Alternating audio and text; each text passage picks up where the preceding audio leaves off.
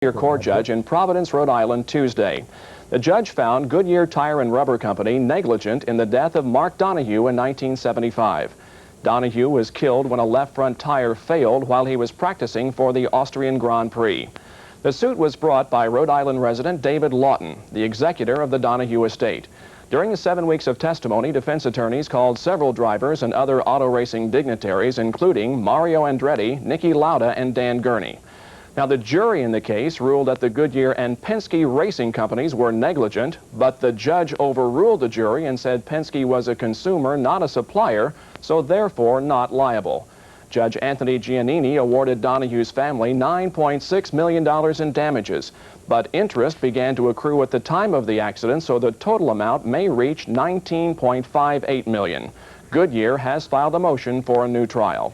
And Larry, this ruling could indeed have major ramifications in the world of auto racing. Bob, as far as we can tell, there is no apparent liability on behalf of the sponsor of cars, but based on this ruling, the manufacturers of key components are the potentially liable parties. Still, if the ruling holds through the appeals processes, which could indeed take years, the ramifications could indeed be revolutionary. And we'll continue to follow this story in the coming weeks. Well, the first of the 16 races that will make up this year's PPG IndyCar World Series was held last weekend in Long Beach, California. The 300-kilometer race was held on the 11-turn, 1.67-mile temporary road course through the streets of that city.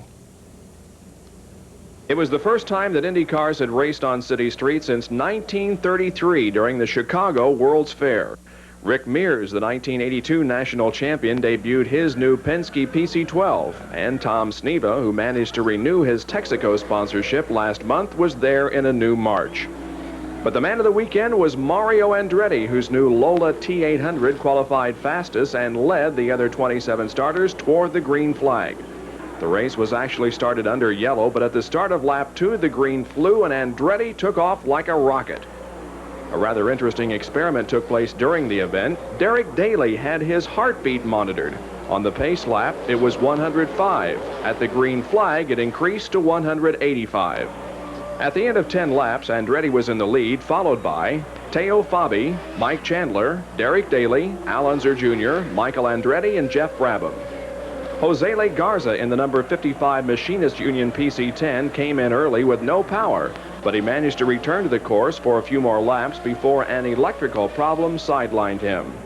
Andretti continued to set a blistering pace and by the end of 52 laps had lapped the entire field. The only collision of the race came when Bobby Rahal spun coming out of the pit area and was hit by Hallie Holmes, but neither driver was injured. Early retirees included Kevin Cogan, Bruno Giacomelli, Roberto Guerrero, Chip Ganassi, Danny Sullivan, and defending PPG Cup champion Al Unser. For Mario Andretti, it was a 63.2-second win over Jeff Brabham, and third was Tom Sneva. It was Andretti's 12th win on a road course and put him ahead of Earl Cooper on the all-time list of championship road race victories. This year's kart schedule includes 8 road races and 8 oval track events. The next one is on the 1-mile oval at Phoenix, Arizona. There was, believe it or not, IndyCar action in Indianapolis this weekend also. Don Whittington probably wishes he had gone to Long Beach. He test-hopped the Rattlesnake Racing March copy and hopped it hard into the wall. Veteran observers cited Don's line as unusually high prior to the incident. Scott Brayton continues as the eyebrow raiser of this spring with an apparent 203 in a Buick V6. Remember? Entry lists for this year's Indy 500 reached 100 this week, en route to an all-time record number of entries. Old mark, 109. The editor of National Speed Sport News, CBS TV auto racing expert, and the dean of America's auto racing journalists, Chris Economaki. Thanks, Bob. Well, the first IndyCar race of the 1984 season is over. And who won and who lost isn't what's important in my mind, but what is important is what's happening to the makeup of Indianapolis car racing in this country. A typical American sport. For 50 years, it's been contested on oval tracks in American-made cars with American engines and American drivers at the wheel. And here at Long Beach, the entry of 39 cars was 77% foreign-made. The engines, 35 of them, or 89%, came from England. And the drivers themselves, 11 of them, representing 30% of the field. Back in the 50s and 60s, when world champions Juan Manuel Fangio, Graham Hill, Jim Clark, and Dennis Holm came to Indianapolis and tried, some were successful, they were a welcome addition. But now it looks like the foreigners are taking over. Why, even the big transporters, this one here with a right-hand drive is here. What road it took, I don't know. But what I do want to know is why we Americans can't build a car and can't build an engine that can win in an Indianapolis car race today. Back to you, Bob. Thanks, Chris. Look forward to your commentary each week here on SpeedWeek. Well, the IndyCar shared the spotlight with a couple of other divisions in Southern California last Sunday. The first Robert Bosch Super V race of 1984 was held last weekend as part of the Long Beach Grand Prix. And there are a few new faces in the series this year. Tommy Byrne, a British driver and consistent top performer on the Formula 3 circuit, started his first Super V race, and he started it from the pole. Steve Millen, a graduate of the pro rally ranks from Auckland, New Zealand, started 8th. John Briggs moves up from the Formula Atlantic division and started 5th. Other new faces include off-road racers Glenn Harris and Al Arciero, whose family is owner of Indy cars. Justin Ravine, a Florida native who's been an SCCA club racer for the past few years, also made the field. When the green flag dropped, Moody in number 7 moves to the inside and passes the front row to move into the lead. But Moody's engine let go, and Tommy Byrne and Ori Leyendyk collided while battling for the lead with just 4 laps to go, and that gave the lead and the win to Chip Robinson. Leyendyk, who has an IndyCar ride this year, was 2nd, and Steve Millen was 3rd. Robinson from Far Hills, New Jersey, averaged 76.023 miles an hour in a Ralt. His margin of victory was 11.5 seconds. On Saturday, Darrell Waltrip crashed hard into the wall, qualifying his Grand National Stocker at Bristol. He has been unbeatable there for the past 3 years, but when the Johnson crew inspected the number 11 back at the garage, the frame was severely bent and Sunday was in doubt. SpeedWeek's Gary Lee reports. Darrell Waltrip and Junior Johnson continued their dominance of the high-banked half-mile Bristol Speedway. Waltrip won his 7th straight race at Bristol when he took the checkered flag in the Valleydale 500. The front row belonged to a pair of young lions with Ricky Rudd on the pole and Terry Labonte outside. Waltrip had to settle for the 3rd starting spot after blowing a tire and hitting the wall on his 2nd qualifying lap. Labonte got the jump at the start and led through the first 80 laps with Waltrip and Bobby Allison in pursuit. Allison, the defending Grand National champion, debuted his new short-track Buick. While lapping cars on the 97th circuit, Waltrip and Kyle Petty touched sheet metal in turn 3. The yellow brought in all the leaders to the pit area. On the restart, Tim Richmond enjoyed the lead, but only momentarily as Darrell Waltrip motored by. Waltrip continued to lead with Bobby Allison a close 2nd. On lap 187, Kyle Petty, Harry Gant, and Neil Bonnet mangled some sheet metal in a tangle in the backstretch, but all 3 continued. By the midway point, Bobby Allison was showing his supremacy. He continued to lengthen his lead with Waltrip, Labonte, and Dave Marcus dicing for 2nd, 3rd, and 4th. By lap 443, Allison had over a lap lead on Waltrip when he made what was thought to be his final pit stop. But he shut off the engine, the crew pushed the car behind the pit wall, and went to work on a broken axle. 25 laps later, Allison rejoined the race to prove he still had the fastest car, although far behind. Darrell drove the Budweiser Chevrolet under the checkered flag 1.8 seconds in front of Terry Labonte, with Ron Bouchard 3rd. Dave Marcus, with his best ride of the year, finished 4th after starting 10th, and Tim Richmond rounded out the top 5. Reporting from Bristol, this is Gary Lee for SpeedWeek.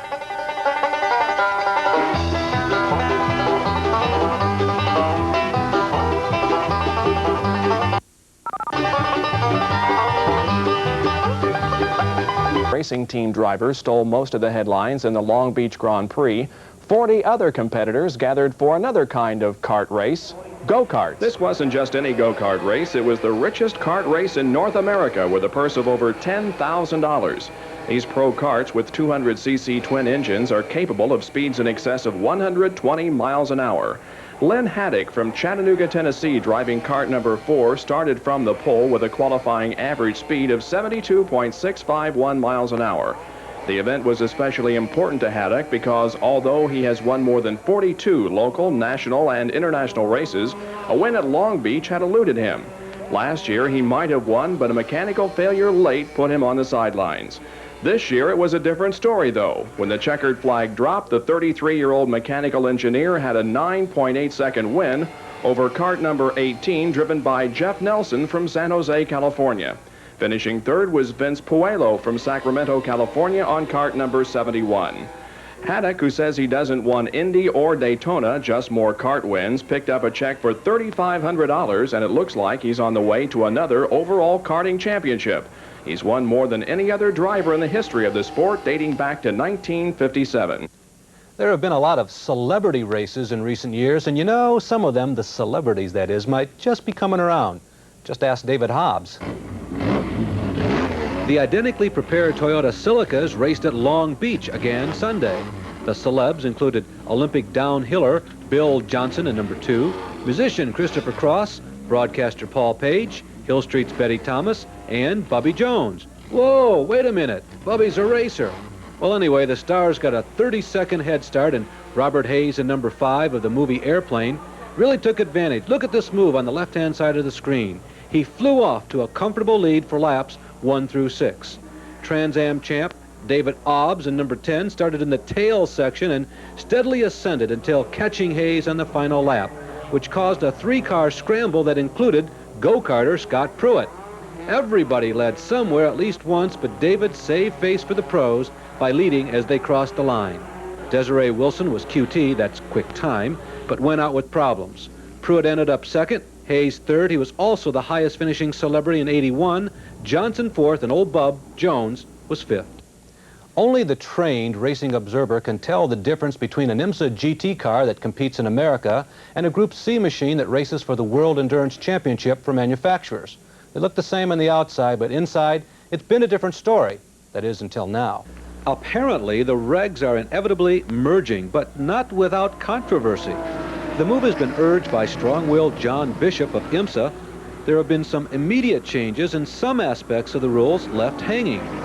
The move favors the current U.S. IMSA equipment little more than the contemporary European cars as dictated by FISA. Chassis and weight changes make the U.S. cars legal for international competition, and many are expected to show up at Les Mots in June, where the race organizers are anxious to entice more Yankee entries on the 40th anniversary of the Normandy invasion. You know, the second invasion of America and all that.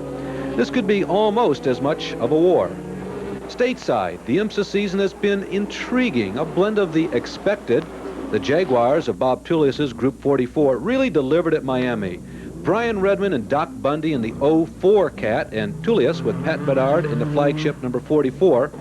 As expected, Frenchmen Bob Wallach and A.J. Foyt at Sebring disagreed again on driving styles in their red number 6 Porsche Turbo, but again, as expected, they were highly competitive. And then the blend of the unexpected. B.F. Goodrich Lolas, powered by little Mazda rotaries, marched like soldiers to 5th and 6th at Miami. And the biggest head jerker so far, the Sebring winner. While all the renowned teams were dropping out, an old Porsche 935, the white number 48, which had been collecting dust in its owner's private museum, came out and dusted off the Sebring field at the hands of Mauricio de Narvaez, Stefan Johansson, and Hans Heyer. Who knows what will occur at Atlanta this weekend? As far as the impending rule shuffling, it's far from over. If the Rules Committee can agree, some manufacturers might not, and they could boycott. But who, for how long, and where? Meanwhile, on to road Atlanta, and we'll have a report. National drivers will compete on the half-mile track at North Wilkesboro, North Carolina. Drafting will not be a factor in that race. But following that event, it'll be on to the high banks of Darlington's 1.3-mile oval, where the factors of Mother Nature will play a part. SpeedWeek's Bob Pierce reports on one team's effort to cope with those tricky and sometimes hard-to-understand natural forces.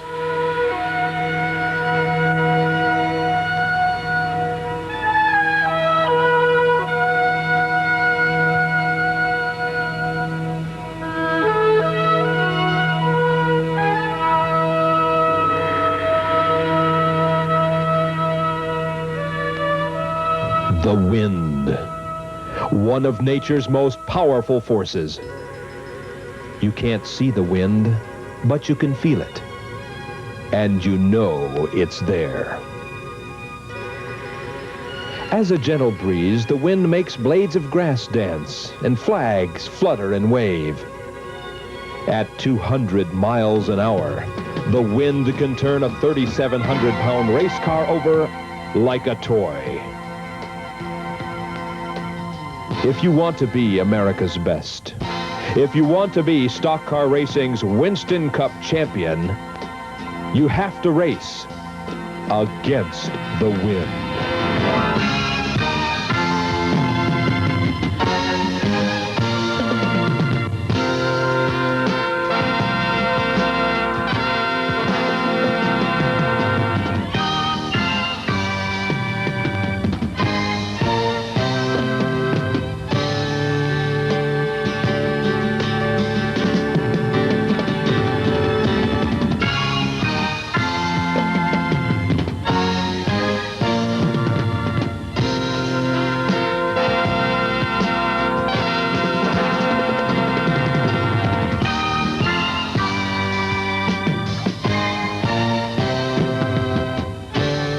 Gary Nelson, crew chief for Grand National champion Bobby Allison, knows he has to race against the wind.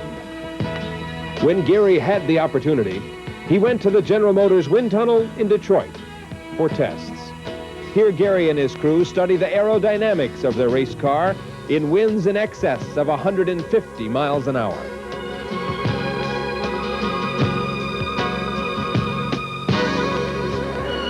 Okay, what types of things can you improve here at the wind tunnel that'll affect your racing effort, your total racing effort? Well, there's three basic priorities that we look for when we come to the wind tunnel. Number one is overall drag. How much drag the car has when it passes through the wind. How much the wind's trying to hold the car back. Number two is the cornering effect on the car. How much the car is trying to, how well the car is trying to stick to the racetrack caused by aerodynamics. You know, these cars are really, if you look at the car from the side view, it's further over the top than it is under the bottom. And that's basically what makes an airplane fly. The wings are further over the top than they are under the bottom, and that creates lift. And we try to reduce that lift as much as possible to get the car to run through the corners faster, get more adhesion on our tires. And obviously the number three thing is fuel economy. And that's really a product of the overall drag. The more you reduce the drag, the better your fuel economy is going to be. And you know, there's been races won by our team by extending a pit stop or knocking off a pit stop, and we would like to continue to do that. With the help of the General Motors engineers, Gary Nelson and the team should win their share this season as they set today's modern technology in motion toward another Winston Cup championship. From the General Motors wind tunnel in Detroit, this is Bob Pierce reporting for SpeedWeek. About 1 million miles to the west and to the left of the high bank superspeedways in the south is the desert of the Southwest. The scene of off-road racing, another part of SpeedWeek's comprehensive commitment to the world of motorsports. The Combat, a synonym for racing here, is staged over the roughest terrain this side of the Alps, and the vehicles might have anywhere from 2 to 3 to 4, and maybe even no wheels by the time they finish. San Felipe, Mexico, the site of the most recent race against the elements, where the action began even before the fishermen, who wake up before the fish went out. The father and son team of Corky and Scott McMillan, shown here, were the repeat winners. Jack McCoy, a retired NASCAR West Coast stock car champion, injured in the event which claimed the life of his co-driver Stan McCuskey, is recovering at home. Held its annual Salute to Long Beach Sprint Show at Ascot Park in Gardena, California last Saturday night. The Flying Shoe Ronnie Schumann from Mesa, Arizona passed Bubby Jones, Eddie Worth, and Rip Williams during the 50-lap feature to take home the top honors, and he also set a 50-lap track record. The Midwest Sprint season opened last Sunday when the United States Auto Club invaded the high banks of Earl Baltus Eldora Speedway in West. Former champions Sheldon Kinzer, Rich Vogler, and Tom Bigelow were on hand, and so was Ralphie the Racer, Ralph Liguri, who will be 58 years old in October. The fastest qualifier was Jack Haudenschild in the number 2 Johnny Vance-owned Aristocrat Product Sprinter. The first 8-lap heat race was filled with action. Bigelow spins in turn number 3, forcing him to the back of the pack on the restart. Haudenschild charges ahead on the restart, while the others battle for the top 4 positions that will transfer them to the feature.